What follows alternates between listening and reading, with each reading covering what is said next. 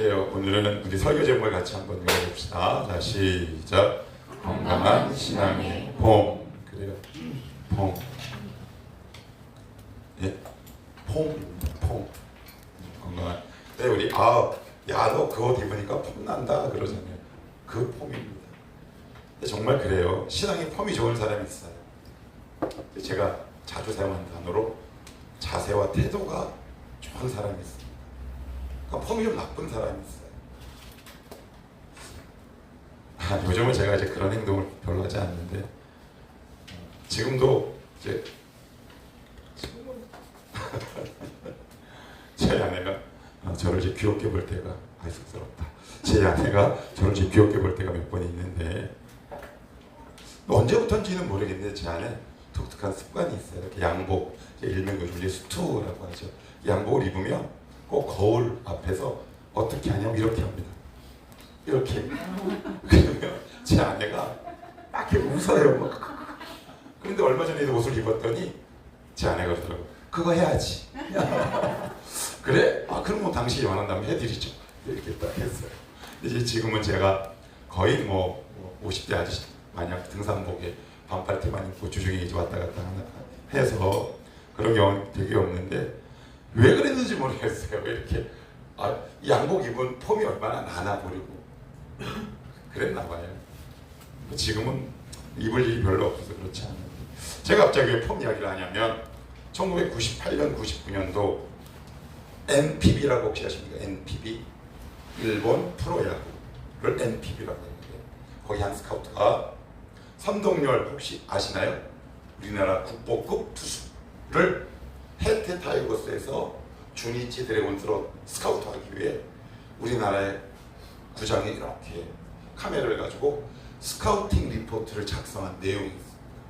그걸 제가 인터넷에 찾아봤더니 이렇게 나와 있더라고요. 98년도에 한 번, 99년도에 한 번인데 유연하고 일정한 폼을 유지하고 있습니다. 평균 직구의 구속이 153km. 이게 98년도 스카우팅 리포트의 압축본이고 99년도에는 이렇게 되어 있어요. 더 제구력이 좋아져서 심지어 일본 프로야구 구단은 총 10개인가? 8개인가 이렇게 됩니다. 그런데 그 수많은 일본의 프로야구 구단 투수 가운데 딱 2명만 해당하는 최고의 컨트롤, 제구가 좋은 투수에 선정이 됐어요. 그러면서 이 다음에 스카우팅 리포트는 이렇게 마무리합니다. 선동열 선수는 부드러운 폼과 간결한 폼을 가지고 있다. 비슷한 스카우팅 리포트가 있어요. 그건 누구냐? 장원삼 선수만 사람인데 삼성 라이언스 아시죠? 거기 이제 일명 삼성 왕조를 구축한 100승이 넘게 한 아주 프로야구의 이름난 투수죠. 근데 원래 이 선수는 수많은 스카우트의 눈밖에 났어요. 왜냐하면 키가 크지 않고 구속이 빠르지 않아. 그런데 삼성 라이온스의 스카우트 한 명이 지명되지 않은 이 선수를 유심히 보다가 리포트를 작성했는데 그 리포트에 이런 문장이 있어요. 비록 키가 작지만 폼이 간결하고 부드러워 좋은 투수가 될 가능성이 있음. 그래서 그 선수를 삼성이 스카우트합니다. 그래서 삼성 왕조를 구축하죠. 한국 시리즈를 이어서 제패합니다. 선동열, 장원삼 공통점이 있어요. 그건 뭘까요? 폼이 좋아요. 부드럽습니다. 여러분 공을 포스 글러브에 던지는 걸 투수라고 하잖아요. 그런데 우리는 공을 갖고 자꾸 뭐라 그래요? 너 왜 안 들어가? 여러분 그거 아세요? 신앙의 폼이 잘 갖춰지면 공은 알아서 들어가요. 오늘 이 말씀을 통해 여러분들이 무너진 신앙의 폼을 회복하게 되기를 축복합니다. 하나님, 나는 지금 어디 신앙 폼이 무너졌나요? 여러분 선동열 투수 공 던지는 거 보셨어요? 그 당시 메이저리그 스카우트도 제가 그것도 한번 찾아봤어요. LA 다저스 들어보셨죠? 거기 스카우터가 이렇게 적었어요. 지금 당장 메이저리그에 와도 10승은 할 수 있는 투수다. 박찬호가 뜨기 한참 전이었습니다. 공통점이 뭐라고요? 폼이 좋은 거, 간결하고 부드러워요. 한 번은 이런 경우가 있어요. 얼마 전에 제가 야구를 봤는데, 저는 이제 야구를 제가 초등학교 때 3년을 했어요. 모르시는 분 계시죠? 야구를 3년을 제가 했어요. 그래서 기본적인 공을 던지고 받고 배트를 휘두르는 기본적인 동작은 지금도 어느 정도 있는데, 어느 날 TV를 보다가 어느 한 투수가 공을 던지는 모습을 보면서 저도 모르게 이렇게 얘기했어요. 쟤 곧 부상당할 것 같아. 그런데 그 다음 주에 기사가 떴어요. 한화 누구누구 투구 중 심각한 부상. 뭐가 나쁜 거예요? 폼이 나쁜 거예요. 폼이. 그러니까 폼이 좋으면 공은 들어갑니다. 우리의 신앙이 폼이 회복되면 하나님이 원하신 곳으로 우리의 삶이 들어갑니다. 그런데 폼이 나쁘면 아무리 공을 세게 던지면 던질수록, 폼이 나쁜 상태에서 공을 세게 던지면 뭐가 올까요? 부상이 옵니다. 여러분들 영혼에 부상이 생겨요. 우리 한번 서로는 이제 그만하고 본문으로 들어가 봅시다. 1절, 아까 우리 지민이가 잘 읽어줬지만 1절 여러분들 한번 읽어봅시다. 시작. 그러나 백성 가운데 또한 거짓 선지자들이 일어나셨으니 그와 같이 너희 중에도 거짓 선생들이 있으리라. 그들은 멸망하게 할 이단을 가만히 끌어들여 자기들을 사신 줄을 부인하고 임박한 멸망을 스스로 취하는 자들이라. 오늘 2장 말씀은 거짓 선지자 이단과 사입에 관한 얘기예요. 그런데 이 본문은 단순하게 이단 사입을 분별하는 법인 동시에 우리의 믿음의 상태, 폼을 규명할 수 있는 본문이기도 해요. 이단과 사입이 그들의 첫 번째 특징, 신앙의 폼이 무너질 때 어떤 현상이 일어나느냐? 1절에 이렇게 적어요. 제가 읽어볼게요. 그들은 멸망하게 할 이단을, 그 다음 단어 어떻게 해요? 가만히 끌어들여. 가만히 끌어들인다. 가만히란 말은 제가 교환해서 적었듯이 영어로 이런 뜻이에요. 은밀하고 비밀하게. 예를 들어 봅시다. 여러분들 이단들 성경 공부를 드러내놓고 합니까? 아니면 은밀하게 합니까? 은밀하게 합니다. 근데 우리는 전도를 은밀하게 합니까? 대놓고 합니까? 대놓고 해요. 여러분, 우리의 신앙의 폼이 무너졌을 때 첫 번째 나타나는 게 뭔지 아십니까? 그건 우리 안에 은밀한 일들이 많아집니다. 성경에서 말하는 은밀은 딱 두 가지면 좋게요. 주님과 나와의 은밀한 골방, 그리고 왼손이 하는 일, 오른손이 하는 일을 다른 손이 못하게 구제와 선행, 요 두 가지 말고는 은밀한 건 존재하지 않습니다. 그런데 우리의 신앙이 폼이 무너지면 은밀한 것들이 굉장히 많아집니다. 얼마 전에 누군지는 모르겠어요. 우리 딸인지 어떤 청년인지 제 핸드폰 비밀번호를 이렇게 풀게 된 어떤 계기가 있었는데 저한테 물어보더라고요. 목사님은 비밀번호가 뭐예요? 니은. 와, 풀기 쉽겠다. 왜 이렇게 풀기 쉬워요? 저는 숨기는 게 없거든요. 그 안에 제가 이상한 동영상을 봤으면 풀라고 했어요. 왜 알아? 이렇게 얘기하지 않겠습니까? 여러분 혹시 하나님 앞에, 사람 앞에 투명하십니까? 왜 우리의 삶은 이렇게 비밀한 것들이 왜 이렇게 많습니까? 왜 이렇게 숨기는 것들이 많습니까? 여러분들의 통장 내역을 부부에게 교판할 수 있겠습니까? 여러분의 핸드폰을 누군가 만졌을 때 왜 만져? 이럽니까? 성도의 경쟁력은 투명성, 곧 거룩함에 있는 겁니다. 여러분, 신앙의 폼이 무너지는 첫 번째는 무엇으로부터 온다? 은밀한 일들이 많아지기 시작합니다. 비밀한 일들이 많아져요. 그래서 투명성, 즉 거룩함을 상실하게 되는 거죠. 여러분, 왜 내 공이 잘 안 들어갈까요? 내 공이 왜 저기 하나님이 딱 지금 여기 던져 하는데 왜 안 들어갈까요? 거룩한 폼이 무너진 겁니다. 하나님 위에 다른 것들의 모든 관계 맺음에 있어서 은밀하고 비밀한 일들이 많아진 이유입니다. 그것을 회복하셔야 합니다. 여러분 혹시 지갑을 오픈하실 수 있으시겠습니까? 여러분의 개인 노트북을 오픈하실 수 있어요? 여러분의 통장 내역을 오픈할 수 있겠습니까? 왜 이렇게 숨기는 게 많습니까? 그러면서 하나님 앞에 어떻게 복을 달라고 합니까? 그럼에도 불구하고 우리는 조준을 하죠. 어디요? 하나님의 은혜라는 글러브에 조준을 합니다. 그리고 던져요. 그런데 늘 우리는 볼이야. 볼 하면 그 타자가 1루에 나갑니다. 1루에 누가 나갈까요? 사탄이 나가는 거죠. 점수를 계속 주는 거예요. 자꾸 져요. 인생이라는 경기에서. 인생이라는 승부에서 자꾸 진다고요. 왜 져요? 스트라이크를 던지지 못해서 그래요. 그 스트라이크의 첫 걸음은 뭐다? 은밀한 일을 걷어내고 투명, 즉 거룩함을 회복하는 것이다. 이어서 뭐라고 얘기한 줄 아십니까? 1절 하반부에 이렇게 얘기합니다. 제가 한번 읽어볼게요. 2장 1절 이렇게 합니다. 이단을 가만히 끌어들여 자기 사신자들을 부인하고 임박한 멸망을 어떻게 해요? 스스로 취하는 자들이다. 이단의 특징이 뭔지 아십니까? 고생을 사서 하는 특권이 있습니다. 제가 여러 차례 제 용어로 말씀드리죠. 성도는 두 부류가 있다고. 고생을 사서 하는 성도가 있고 복을 사는 성도가 있다 그랬습니다. 근데 이단의 특징, 멸망을 스스로 취한다. 자초하는 거예요. 내가 지금 실패한 것, 내가 자초한 겁니다. 제가 한번 예를 들어볼게요. 요나서 1장을 한번 찾아보십시오. 제가 예전에 성경 공부할 때 몇 번 예를 드렸습니다. 요나서 1장을 한번 찾아보십시오. 요나서 1장입니다.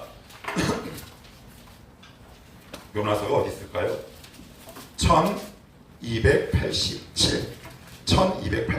이따가 베드로 후서로 다시 돌아와야 하니까, 베드로 후서로 돌아와야 하니까 거기 잘 표시해 주시고, 요나서 1장입니다. 1장 3절로부터 4절입니다. 1287페이지 1장 3, 4절 시작. 그러나 요나가 여호와의 얼굴을 피하려고 일어나 다시스로 도망하려 하여 욥바로 내려갔더니 마침 다시스로 가는 배를 만난지라. 여호와의 얼굴을 피하여 그들과 함께 다시스로 가려고 뭘 주고요? 배삭을 한 단어로 제가 뭐라고 그랬어요? 돈. 4절 읽어요. 시작. 여호와께서 큰 바람을 바다 위에 내리심에 바다 가운데 큰 폭풍이 일어나 배가 거의 깨지게 된지라. 배가 깨지게 된 상황. 이 배가 깨지게 될 줄 알면 여러분들 가요 안 가요? 안 가죠. 그런데 거룩을 상실하면 고생길인 줄 모르고 거기 갑니다. 근데 그 배를 무엇을 대가를 치르고 타는 겁니까? 돈을 대가를 치르는 겁니다. 이걸 그래서 우리 어른들은 뭐라고 얘기합니까? 너는 왜 고생을 사서 합니다. 여러분, 고생을 사서 하는 성도가 있습니다. 폼이 무너진 겁니다. 거룩한 폼이 무너졌어요. 거룩한 폼이 무너질 때 그 성도에게 나타나는 현상이 뭔지 아십니까? 고생하는 길만 족족합니다. 그 옆에서 그 모습을 보는 얼마나 안타까운지 모릅니다. 그런데 하나님은 계속 고집 피우면 그 배를 타게 하십니다. 이미 타고 오신 분도 있어요. 그리고 타려고 하는 사람도 있습니다. 아니면 그 배를 안 타려고 그 말씀과 기도로 씨름하는 청년들이 있고요. 저는 이 자리에 있는 여러분 모두가 고생을 사서 하지 않는 지혜로운 성도가 되기를 축복합니다. 왜 여러분들 그 비싼 흔히 하는 시체말로 밥 먹고 여러분이 그렇게 애써 번 물질을 가지고 하나님이 원하시지 않는 고생의 길로 끊임없이 반복해서 가십니까? 그것은 무엇을 상실했다? 거룩함을 상실합니다. 성도의 경쟁력은 무엇에 있다? 거룩함에 있어요. 제가 아침 기도회 때 이렇게 말씀드렸습니다. 거룩은 죄를 안 짓는 게 아니라 그랬어요. 거룩은 뭐라 그랬나요? 말씀에 순종한 것이라고 그랬습니다. 거룩은 적극적인 개념이고 공격적인 개념이에요. 그럼 두 번째, 우리의 신앙의 폼이 무너졌을 때 어떤 현상들이 벌어질까요? 여기 보시면 2절 3절 한번 베드로후서로 다시 갑니다. 베드로후서로 다시 가요. 2절 3절입니다. 시작. 그것이 그들의 호색하는 것을 따르니 이로 말미암아 진리의 도가 비난을 받을 것이요 그들이 탐심으로써 지어낸 말을 가지고 너희로 이득을 삼으니 그들의 심판은 옛적부터 지체하지 아니하며 그들의 멸망은 잘 잠들지 아니하는데. 두 가지를 얘기합니다. 첫째, 호색입니다. 헬라 원어를 찾으면 이런 뜻을 담고 있어요. 변태적이고 악한 성행위를 반복하다.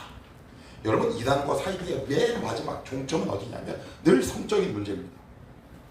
그들은 하나님의 임박한 멸망을 자초하는 겁니다. 성도가 정말 조심해야 할 게 뭐냐면 성적인 문제입니다. 음행입니다. 음행은 자기 몸에 가장 강력한 마취 효과를 일으킵니다. 그래서 반복하게 하죠.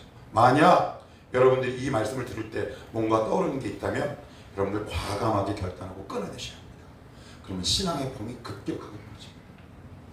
음란한 동영상을 본다든가 이상한 곳에 자꾸 간다든가 그런 행동을 만약에 전 몰라요. 했다면 혹시 그러한 영상을 반복해서 보고 있다면 과감하게 끊어내십시오.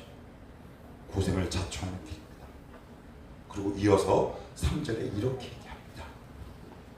제가 읽어볼게요. 그들이 무엇으로써? 탐심으로써 지어낸 말을 가지고 너희로 뭐래요? 이득을 삼으니. 여기 재미있는 표현이 나와요. 탐심은 다 알죠, 그죠? 탐심으로써 그 다음 단어가 뭐예요? 지어낸. 지어내다라는 헬라의 원의 뜻은 찾아보니까 저 깜짝 놀랐어요. 이런 뜻을 가지고 있더라고요. 장사에 열중하다, 열심히 장사하다. 이단과 사이비, 성도의 신앙의 폼이 무너졌을 때 우리 가운데 어떤 현상이 벌어지는 줄 아십니까? 장사꾼의 마음이 들어옵니다. 여러분, 장사할 때는 딱 3가지 단어로 묘사됩니다. 자, 한번 예를 들어 볼게요. 장사 왜 합니까? 장사의 첫 번째 목적은 이익. 그 다음이요, 이익이 안 되면 없는 재고를 빨리 팔아야 무엇을 안 봅니까?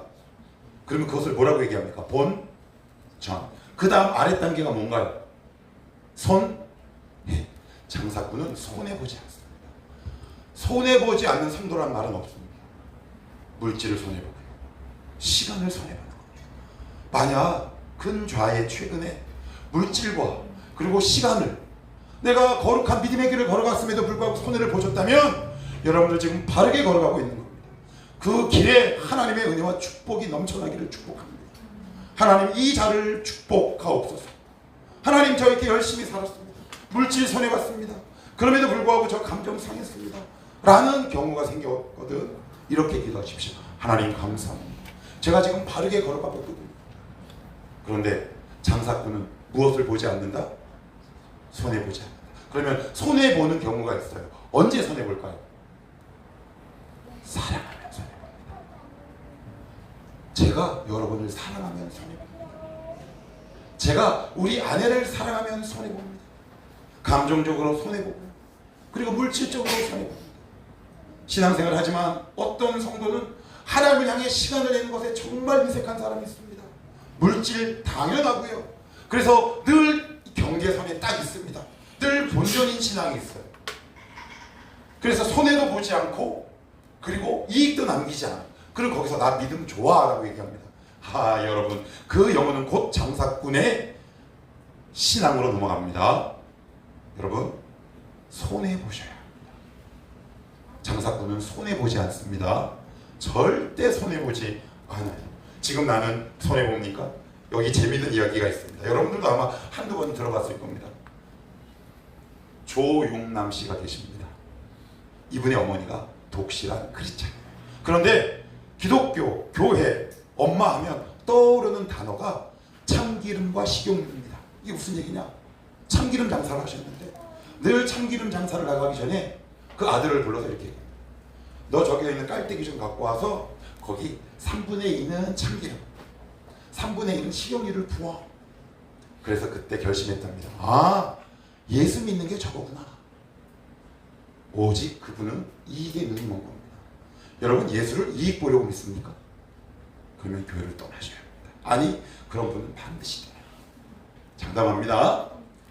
신앙을, 예수 그리스도를 믿고 예배를 하고 정말 거룩한 성도의 삶을 산다고 한다면 그 사람은 손해보게 되어 있고, 만약에 손해보는 족적 떠나면 이렇게 생각하시면 됩니다. 그 사람은 지금 장사꾼의 마인드가, 한국 교회는 얼마나 많이 있습니까? 장로가 되지 않았다고 그 즉시 자기가 담당하고 있던 그 사명을 발로 뻥 차고 저에게 이렇게 선포하는 목회자, 저기 항전직들을 전 너무나 많이 봐요. 저 안 지켜줘서 교회 떠납니다. 제가 뭐라 그럽니까? 가세요. 가셔야지 어떡합니까? 여러분은 장사꾼이십니다. 혹시 예수 믿다가 무엇을 손해보셨습니까? 장사꾼은 무엇을 보지 않는다? 손해보지 않습니다. 예수 정말 믿게 되면 손해보죠. 자존심에 손해가 있습니다. 감정의 손해가 있어요. 물질의 손해가 있어요. 시간의 손해가 있어요. 어느 쪽이 빠르신가요? 그 다음으로 봅시다. 10절입니다. 10절. 자, 10절입니다. 자, 10절. 이것도 역시 여러분들이 한번 읽어주십시오. 시작. 특별히 육체를 따라 더러운 정욕 가운데서 하며 주관하는 일을 멸시하는 자들에게는 형벌할 줄 아시느니라. 이들은 당돌하고 자긍하며 떨지 않고 영광 있는 자들을 비방하거니와. 이게 무슨 얘기냐면 왜 아주 좀 속된 표현으로 이런 표현을 씁니다. 너는, 그러니까 이제 주일 예배이기 때문에 제가 이 단어를 사용하지 않고 앞에 단어만 사용할게요. 저 녀석은 아주 겁 띵띵띵을 상실했네, 이런 표현 쓰잖아요. 좀 속된 말로 그 뜻입니다. 세상에 무서운 게 없습니다. 그러니까 하나님에 대한 인식도 없고 두려움이 전혀 없어요. 더 쉽게 얘기할까요? 죄 짓는 것에 대한 거룩한 브레이크를 상실해버립니다. 그래서 죄를 반복하면서 더 이상 그 죄를 반복하는 게 나에게 찔림으로 다가오지 않고, 그리고 이번 주 또 회개하면 되지, 당연하게 여기기 시작합니다. 죄에 대한 치열한 싸움이 없어요. 그래서 여러분들 저 예배당 올 때 여러분 얼굴이 이렇게 오셔야 돼요. 아, 나 이번 주 정말 죄와 치열하게 싸웠다. 그런데요, 대부분은 치열하게 뭘 싸웠냐면 정욕과 싸우다 와요. 돈 버는 일에 머리가 매몰돼서 와요. 여러분 한 주의 삶이 이렇게 예배당 열고 들어오셔야 돼요.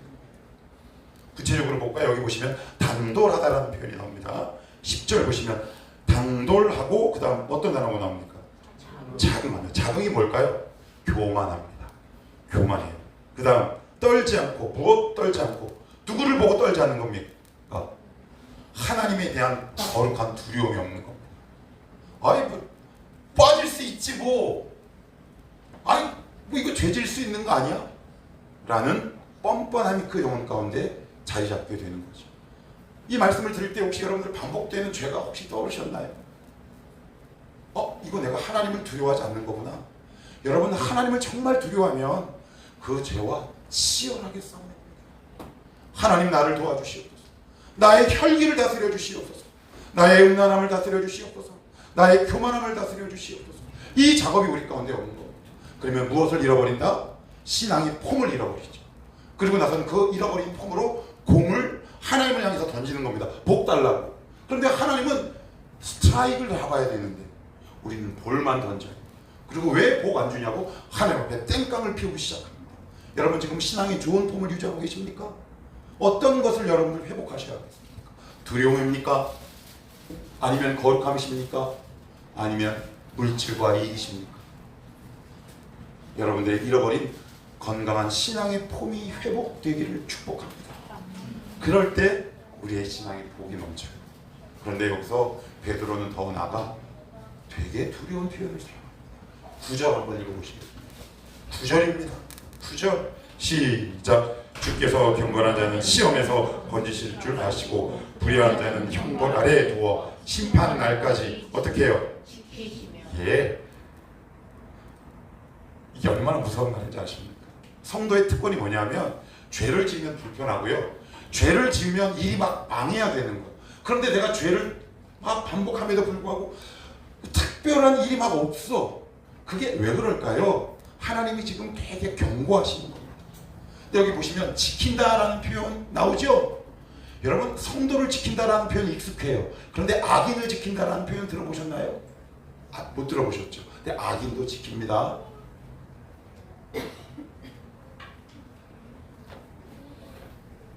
하나님, 제가 왜 이렇게 브레이크가 안 걸리죠? 저 하나님 많이 떠나 있는데. 저도 예전에 그런 마음을 품은 적이 있어요. 한 번은 이랬던 적도 있는 것 같아요. 제가 옛날에 막 이상하게 뭐 하는 일도 잘 되고 뭐 되게 평안해. 뭐 하다고요? 제가 지금 무슨 단어를 썼어요? 위장된 평안이 있어요. 위장된 평안이. 그런데 어떤 날 어떤 누구를 이렇게 딱 봤는데 하나님이 어떤 한 영혼을 일으켜서 그 가정을 확 뒤집어 놓으시는 거예요. 그런데 저도 모르게 기도할 때 이렇게 기도한 거 아세요? 하나님, 왜 저는 가만히 계세요? 너무 무서워서. 근데 가만히 안 계시더라고요. 깨닫기를 기다리고 계셨더라고요. 그러면 마지막으로 하나님이 오늘 우리가 이런 잃어버린 신앙의 폼이 있다면 뭘 하길 원하십니까? 오늘 우리가 길어서 거기까지 읽어보지 않았는데 20절, 21절, 22절 합니다. 20절, 21절, 22절. 자, 시작. 만일 그들이 우리 주 되신 구주 예수 그리스도를 알므로 세상의 더러움을 피한 후에 다시 그 중에 얽매이고 지면 그 나중 형편이 전보다 심하리니 의의 도를 안 후에 받은 거룩한 명령을 저버리는 것보다 알지 못하는 것이 도리어 그들에게 나으니라. 참된 속담에 이르기를 개가 그 토하였던 곳에 돌아가고 돼지가 씻었다가 더러운 그 동에 도로 누웠다 하는 말이 그들에게 응하였도다. 20절에 뭐라 그럽니까? 그리스도를 알므로 세상의 더러움을 피한 후에 다시 그 중에 얽매이지면 나중 형편이 처음보다 심하리다. 그래요. 여러분 혹시 이런 분 혹시 보셨나요? 저는 몇 번 경험했어요. 카톨릭 갔다가 그 다음에 남녀우량교 갔다가 증산도 갔다가 이단 갔다가 여기 오고. 그래서 한 번은 그 청년이랑 제가 20대 때예요. 그래서 같은 역이라 신천역, 저는 신천역에서 내리고 그 친구는 역삼인가 같은 방향에서 이렇게 전체로 이렇게 탁 탔습니다. 그래서 이야기를 했어요. 근데 솔직히 이야기하는 게 되게 무섭고 힘들었어요. 무슨 말을 하는지 전혀 모르겠어요. 갑자기 하나님을 찬양했다가 저주 같은 말이 탁 나오고. 그래서 나는 정신병자인가? 근데 정신병자는 아니에요. 굉장히 논리적이에요. 앞뒤 말이 맞아요. 그러면서 자기 이야기를 꺼내기 시작해요. 어떤 날은 남녀우량교 갔다가 거기 갔다가 천주교 갔다가 뭐 증산도 거기도 갔다가 그리고 내가 섬기는 그 교회도 왔다가. 여러분 이러시면 안 돼요. 여러분 누가복음과 마태복음에 뭐라고 기록되어 있는지 아십니까? 귀신이 우리 안에 들어왔다가 이게 다시 나가면 우리 몸이 깨끗하게 되면 들어올 때 7 귀신을 데리고 들어온다는 말씀이 있잖아요. 그래서 가장 무서운 타락은 종교의 타락이잖아요. 은혜 받은 자가 타락하면 무서워요. 이어서 정말 베드로가 우리에게 해주고 싶은 말이 그 다음 절에 있어요. 제가 한번 볼게요. 21절에 보시면 의의 도를 안 후에 받은 거룩한 명령을 어떻게 해요? 버리고. 무엇을 버린 거예요? 명령, 말씀을 버린 거예요. 그리고 22절에 참된 속담에 이르기를 개가 그 토하였던 곳에 어떻게 해요? 돌아가고요. 무엇을 버린 거예요? 말씀을 버렸어요. 그리고 옛날 과거로 돌아가는 겁니다. 말씀을 버리는 것이 죄로 돌아가는 비결이에요. 그렇게 하지 말고 각자 때로는 주일, 때로는 아침 기도회, 아니면 아침 경건, 아니면 일어남 시간에 하나님이 여러분들에게 주신 말씀을 버리지 마시고 그 말씀을 붙들고 죄악의 자리, 옛날 자리로 돌아가지 않도록 거룩한 싸움과 씨름을 하라라는 뜻입니다. 얼마 전에 그저께 제 아내랑 어떤 분의 신앙에 관한 이야기를 하다가 제가 이제 설교를 잠깐 이제 앞에서 리허설을 좀 했어요. 그래서 여보, 우리 가운데 이런 게 필요하다. 거룩한 신앙의 폼을 회복하기 위해서는 기도가 정말 필요해 라고 했더니 제 아내가 이런 이야기를 합니다. 근데 여보, 누구누구는 기도를 하는 것 같은데 왜 그래? 그래서 제가 뭐라고 얘기했을까요? 거기에 거룩한 자기 부인이 없다. 여러분, 기도원에 가시면 기도 많이 하는데 눈빛이 사납거나 그리고 굉장히 무서운 성품을 가진 기도원 원장들이 얼마나 많이 있습니까? 그들이 기도가 부족합니까? 능력이 없습니까? 뭐가 없나요? 자기 부인이 없어요. 말씀을 붙들고 하나님 앞에, 하나님 이 말씀 앞에 나를 부인하기를 원합니다. 근데 우리는 누구를 부인합니까? 하나님을 부인하죠. 말씀을 부인합니다. 여러분 여기까지 가셔야 합니다. 그래야 무너진 신앙의 폼들이 회복됩니다. 신앙의 폼이 회복되면 어떻게 된다? 내가 던지는 공이 하나님이 딱 지시하신 그 지점에 들어오죠. 건영아, 자 몸쪽 공 던져. 요 마귀는 몸쪽 공이 약해. 자, 진성이는 있잖아. 얘는 키만 컸지 힘이 없어. 얘는 빠른 볼에 약해. 근데 하나님이 던지라고 하는 방향으로 던지지 않고 세게만 던지려고 하니 공이, 그리고 어깨가, 허리가 남아나겠냐고. 우리의 신앙의 폼이 전체적으로 흔들리기 시작하는 겁니다. 이제 하나님이 우리 공동체에게 이렇게 말씀합니다. 너의 잃어버린 신앙의 폼이 있니? 첫째, 거룩함을 상실했니? 혹시 신앙을 이게 재료를 생각하지 않니? 아니면 나를 혹시 멸시하지 않고 여러분 가운데 잃어버린 신앙의 폼이 회복되기를 축복합니다. 그래서 하나님이 원하시는 곳에 공을 던져보십시오. 우리의 삶이 얼마나 아름답게 변해가는가. 기도합시다.